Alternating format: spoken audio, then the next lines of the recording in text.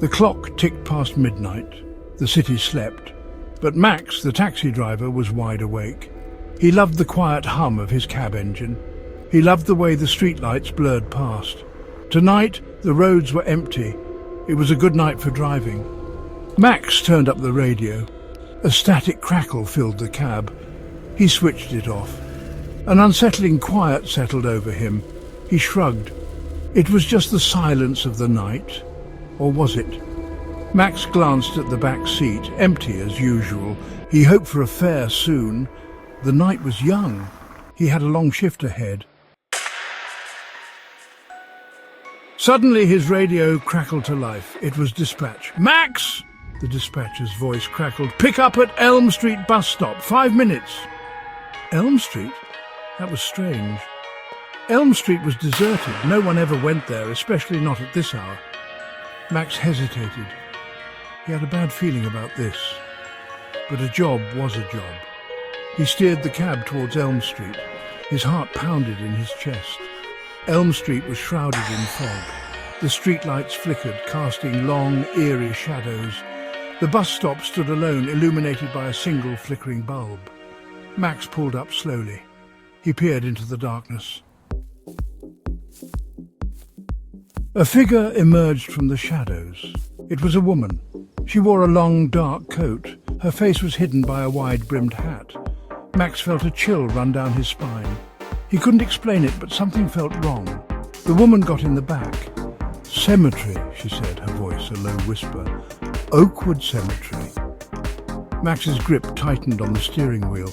Oakwood Cemetery was miles out of the city. And why would anyone want to go there at this hour? He tried to sound casual. "That's quite a drive, Mum." The woman just stared straight ahead. Her silence was unnerving. Max put the cab in gear and pulled away from the curb. The drive was long and silent. Max tried to make conversation. "So, visiting someone special at the cemetery?" he asked. No response. The woman just sat there, motionless. Her silence was unnerving. Max stole glances at her in the rearview mirror. Her face was still hidden by the hat. He couldn't shake the feeling that something was terribly wrong. He wished he had never picked up this fare. He gripped the steering wheel, his knuckles turning white. He just wanted to get this over with. He just wanted to drop her off and forget this night ever happened. Section 5. A detour into darkness. The city lights faded behind them. They were surrounded by darkness. The only sound was the hum of the engine and the rustle of leaves in the wind. Max felt a cold sweat prickle his skin. Suddenly the woman spoke. "Turn here," she whispered. "Take the old road." Max obeyed. He wasn't sure why. The old road was a dirt track barely visible in the darkness. He drove slowly, the headlights cutting through the thick darkness. Trees pressed in on either side, their branches like skeletal fingers reaching out to grab him. Section 6. Whispers in the wind. The wind howled through the trees. Max thought he heard whispers, voices murmuring in the darkness. He shook his head. It was just the wind, he told himself, just the wind. The temperature in the cab seemed to drop. Max felt a cold presence beside him, watching him. He didn't dare turn his head. He didn't want to see. He wished he could speed up, but the road was too treacherous. He had to drive slowly. Each bump, each turn felt like an eternity. Section 7. The cemetery gates. Finally, the trees thinned. The headlights illuminated a pair of wrought iron gates. Oakwood Cemetery. The cemetery was old and overgrown.